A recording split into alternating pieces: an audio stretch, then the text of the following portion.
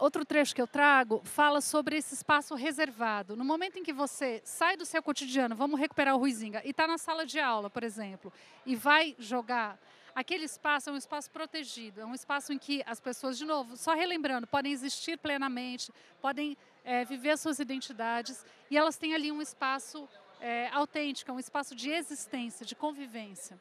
Isso é também um fator muito importante.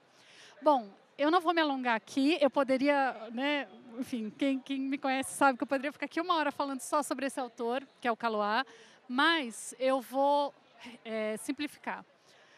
Ele vai dizer que existem 4 categorias de jogo, e se a gente pensar, né, em jogos que a gente pode desenvolver na escola, a gente pode pensar pode talvez dialogar com essas categorias.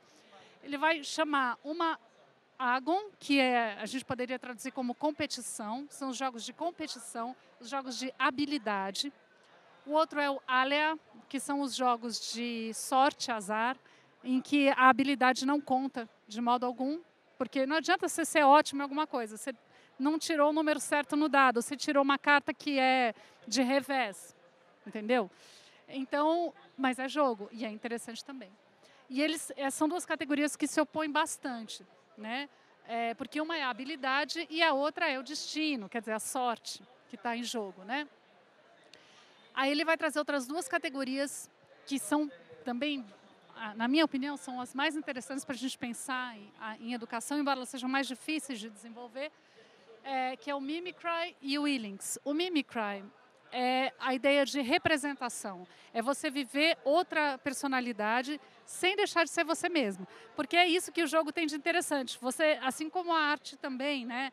Você vai ver um filme e você chora, você sabe, claro, se não for uma história real, né, considerando ficção, você sabe que aquilo não aconteceu. E você chora. Por que você chora se você sabe que aquilo não é verdade? A gente está aqui, né, uma linha entre a ficção e a realidade o tempo todo.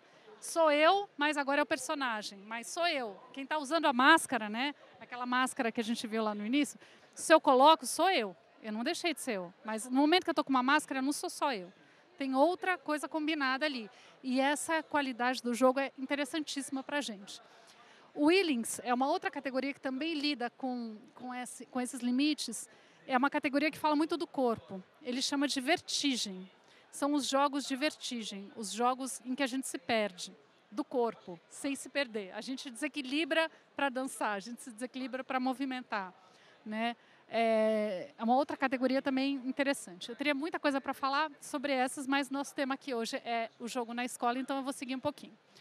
Um pouquinho diferente do Ruizinga, mas eu acho que eles partem de bases parecidas. Ele vai dizer que o jogo é uma atividade livre, ela é delimitada, ela é incerta, ela é improdutiva, e eu vou chamar a atenção aqui disso de novo, porque é muito importante que a gente jogue tendo prazer em jogar e não para alguma coisa, né, só. E aí ele vai dizer que ou ela é regulamentada ou ela é fictícia. Porque se a gente entra em jogo de invenção, a gente não pode ter regras. Só que ele escreveu isso em 45, ele não conhecia o RPG. Então, isso é uma outra história. Né? Hoje, acho que a gente pode... E nem o videogame também, apesar de poder ser muito ruim, tem coisas incríveis de novo. Eu não quero demonizar de jeito nenhum a tecnologia. Mas são outros universos que saem um pouquinho aqui hoje do nosso campo. Bom, falei tudo isso para vocês para contar que... Não, falei tudo isso para vocês porque, enfim, é isso que eu vim fazer aqui, né? Mas eu queria também contar para vocês que eu sou uma das autoras de um jogo que a gente está desenvolvendo pela Editora do Brasil para acompanhar as coleções da coleção Amplitude, de todos os componentes, né? Então, é um jogo que dialoga com todos os componentes. Então, esses foram os nossos pontos de partida. A gente criar conexões entre os componentes e esse jogo. E a gente vai partir também dos Objetivos de Desenvolvimento Sustentável da ONU, né, Agenda 2030, como base. Então, a gente parte disso, esse é o nosso tema, digamos, é o nosso cenário para criar um jogo. Então, vim contar para vocês um pouquinho de como esse jogo é, tá? E como a gente pode trabalhar com ele na escola também. Bom, falando sobre ele, antes de eu contar mais detalhes, o que o jogo pode ser? Ele pode ser um momento para a gente construir conhecimento de modo coletivo. Ele pode ser um momento de unir reflexão, criatividade liberdade e prazer, e eu vou trazer de novo isso, aprender é prazeroso. Assim, isso está na base de qualquer um, a gente aprende uma coisa nova, a gente, né? É uma oportunidade também para a gente vivenciar competências socioemocionais, porque lidar com competição não é fácil e é necessário, né? Eu acho sempre que a gente deve pensar que o conflito não deve ser evitado de modo algum, ele deve ser encarado. E o jogo é uma oportunidade para isso, né? E conflitos dos mais variados, né? Questionamentos sobre a nossa própria prática, a gente também tem que estar preparado para isso. E é bom que isso aconteça, nunca é ruim. E aí, eu trouxe um pouquinho da imagem do jogo, né? Que, enfim, o design que foi pensado para isso. A gente tem 17 objetivos de desenvolvimento sustentável, indicados pela ONU, né? Quer dizer, não sou eu que estou falando, não é a editora, a gente parte dos objetivos da ONU. E a gente pensou em trabalhar em cada ano com eixos diferentes. Então, a gente vai começar com o planeta, depois a gente vai para a sociedade, aí economia e depois parceria. Tá? Então, a gente pensou, olhou para esses objetivos e pensou, bom, vamos então fazer essa divisão pensando nessa lógica. Vocês vão falar assim, mas espera um pouquinho, essa conta está errada, porque são 17, e eu vou dizer agora para vocês que são 5 por ano. Alguma coisa está errada. Então, eu vou contar para vocês que 3 objetivos vão subir de novo, vão reaparecer no 9º ano, tá? Até pensando em como ir aprofundando essas relações. Porque o nosso interesse principal... Ai, desculpa, a gente viu um cachorrinho ali, me distraí, foi difícil. Nosso objetivo principal é criar conexões. E criar conexões entre os componentes. É uma chance também de dialogar, de criar situações interdisciplinares, multidisciplinares e transversais. Bom, eu vou contar muito rapidamente como que esse jogo funciona, tá? A gente tem um tabuleiro que vai ser montado a cada vez que se joga. Ele muda. Esse aqui é o verso dele, a gente monta na mesa. E quando você vira, aqui a gente só tem um, tá? Porque é um exemplo que eu trouxe para vocês. Quando a gente vira, a gente encontra um objetivo, um desses objetivos escolhido. E esse objetivo vai levar a gente para um tipo de desafio. A gente tem vários tipos de desafios diferentes. Pensando também nas idades, né? Então, com o 6º ano, por exemplo, a gente vai lidar bastante com o corpo. O 7º ainda também. Quer dizer, todos a gente vai lidar com o corpo, porque acho que é um fator muito importante. Se a gente pensa na sala de aula, né? O corpo fica muito deixado de lado. E aí a gente vai lidar com vários tipos de desafios diferentes dentro do campo do simbólico e dentro do campo também de conteúdos específicos. E todos esses conteúdos dos desafios, eles vão sair diretamente dos conteúdos ligados à coleção. Então, a gente, por exemplo, vai trabalhar com uma questão que está ligada à geografia. A gente não vai tirar isso de qualquer lugar. A gente vai trabalhar com coisas que estão sendo trabalhadas com o 6º ano, por exemplo, em geografia. Mas esse conteúdo pode dialogar com língua portuguesa, ele pode dialogar com arte, ele pode dialogar com matemática. E a ideia aqui é justamente propor o diálogo. Tá? Então, o objetivo do jogo, depois, enfim, se vocês conhecerem, vocês vão ver, é fechar, conseguir fechar essa... não é bem uma florzinha, né, mas fechar esse hexágono que quem conseguir isso primeiro ganha. E só que não é quem, é uma equipe. Então, todos os jogadores são, na verdade, equipes, né? Que trabalham juntas em alguns momentos, trabalham uma contra a outra em outros momentos, mas a ideia aqui é que a gente possa experimentar, construir conhecimento coletivamente. E aí, tem uma coisa importante que eu vou contar para vocês também, é o seguinte, cada um desses desafios vai ser sorteado em cartas, né? A gente tem cartas diferentes para cada ODS aqui, para cada objetivo de desenvolvimento sustentável. Algumas cartas vão vir nesse jogo em branco, tanto as cartas quanto os hexágonos, porque a nossa ideia aqui é estimular não só a autonomia dos estudantes, mas também a gente acredita bastante que faz sentido se a gente realmente estiver dialogando com aquele contexto escolar específico. Então, eu estava dando um exemplo aqui agora há pouco. Imagina que esse jogo vai para uma escola que tem uma questão que está ali na beira de um rio e tem um monte de questões que estão ligadas a esse rio. Enchente, ou então poluição, ou então, enfim, habitação. Tem um monte de coisas que estão ligadas a ele. Então, o professor pode propor para a turma que eles vão fazer desafios específicos, as cartas vão em branco. Eles podem construir novos desafios. Do mesmo modo, os próprios alunos podem falar, gente, professor, será que a gente pode fazer um desafio ligado a isso? E aí eles vão fazer uma pesquisa, vão procurar como que eles vão construir essa carta em branco. Então, a ideia é que a gente possa dialogar com cada contexto, né? É difícil quando a gente pensa numa coisa ampla, né? Como que a gente dialoga com o que é específico, mas é tão difícil quanto é importante.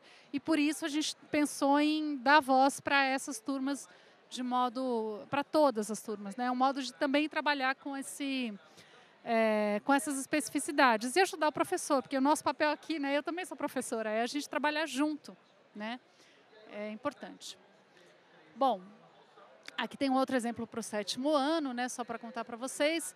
Então, a partir disso, eu trouxe um pouco, para a gente começar encerrando, como que o jogo pode ajudar o professor na sala de aula, né? Comecei lá falando de modo mais geral, aí mostrei o nosso jogo aqui, mas de modo geral, né? Como que esse jogo pretende trabalhar junto com o professor? Então, a ideia é que a gente possa sensibilizar professores e estudantes, porque a gente também tem que estar conectado, né, gente? Como professor, é super importante que a gente também se pergunte o tempo todo para os objetivos de desenvolvimento sustentável. Fomentar o interesse e a pesquisa, porque os desafios, eles trazem coisas que, de repente, são meio inusitadas. E aí a gente para pensar, mas como é que eu chego nisso? Como é que eu vou resolver um problema do mundo, né? Porque pensa, o mundo está cheio de problemas. Como é que um estudante na sala de aula pode pensar, nossa, como que eu resolvo esse problema do mundo? Espero que eles pensem isso, é o que a gente quer, né? Então, a ideia é fomentar a pesquisa, o professor vai lá anotando as coisas que apareceram para serem trabalhadas depois. Na hora do jogo é para jogar, ter prazer, curtir, pensar, refletir, trabalhar junto e depois esses temas podem ser retomados. Estimular uma prática prazerosa de aprendizagem, falei bastante sobre isso. Tem uma coisa importante que é a gente compreender o nosso papel também em desenvolver e estimular atitudes cidadãs. Isso é fundamental na nossa experiência como professores e na nossa experiência como cidadãos também. Estimular a compreensão das conexões entre as estruturas sociais e a vida de cada um. A gente busca relacionar todos esses contextos dos componentes curriculares com a vida de cada um. De novo, é preciso haver sentido no que a gente está fazendo, né? Isso é uma questão muito cara para a gente. E também promover a autonomia e o protagonismo dos estudantes, né, dos alunos. Aí, uma sugestão que a gente faz, né, mas quando que eu vou usar esse jogo? Bom, eu acredito que a qualquer momento que você usar o jogo, ele vai ser importante, porque ele vai ser uma experiência interessante. Mas se a gente quiser pensar de uma maneira um pouco mais focada, dá para pensar que ele pode levantar o conhecimento prévio da turma, então você pode jogar para saber o que a turma já sabe. Você pode jogar pensando em estimular algumas conexões específicas, e aí você escolhe alguns desafios, né, para focar um pouco mais em algumas questões. Ou você pode pensar na outra ponta do processo, que é pensar nele como uma possibilidade de revisão. Você perceber como que a sala se relacionou com aqueles conteúdos. Então, ela pode ser preciosa, a experiência do jogo, pode ser preciosa nessas situações, ou simplesmente porque você vai criar um momento de reflexão com os alunos, um momento de situação de aprendizagem que é diverso do da sala de aula, mais comum, né? Mais corriqueiro. Aí eu trouxe umas fotos para vocês. Eu cobri a cara das crianças, tá? Mas a ideia, só para mostrar para vocês o envolvimento. A gente fez, claro, para desenvolver um jogo você precisa fazer testes, né? Não tem como você fazer um jogo sem fazer teste, porque o jogo tem que ser gostoso de jogar, né? Então eu trouxe aqui algumas imagens para mostrar como as crianças se envolveram e assim, é impressionante como você consegue juntar, nessa pesquisa, nesse momento de desafio, as crianças para pensarem juntas, né? Ué? Ah. Aqui uma outra imagem, quer dizer, eles estavam todos se acotovelando, eles queriam todos fazer e ver quem ia, que o outro ia tirar, como é que o desafio ia ser cumprido e tudo mais. Que foi? Tem um momento do jogo que os grupos escrevem juntos. E se alguém percebeu o que o outro está fazendo, pode colocar. O não pode colar, que é o contrário. Se você ficar esperto e ouvir o que o outro falou, você pode colocar.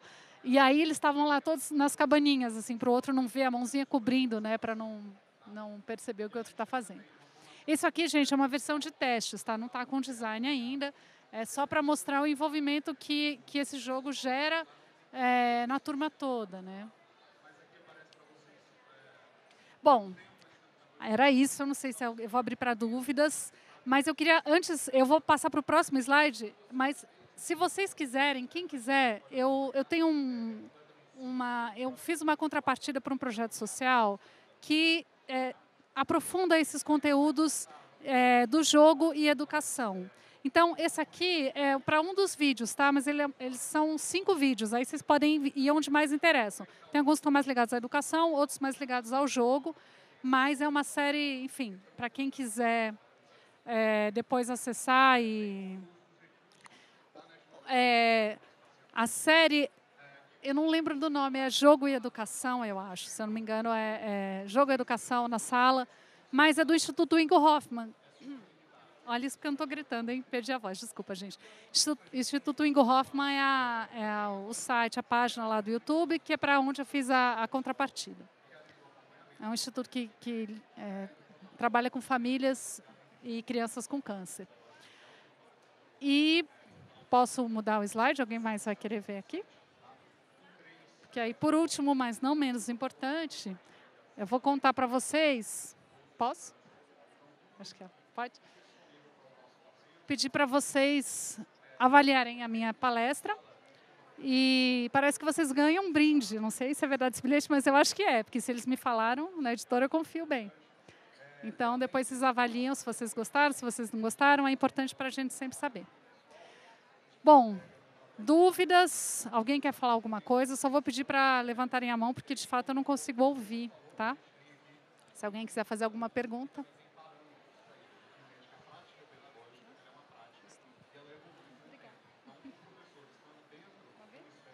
Então, gente, muito obrigada e até a próxima.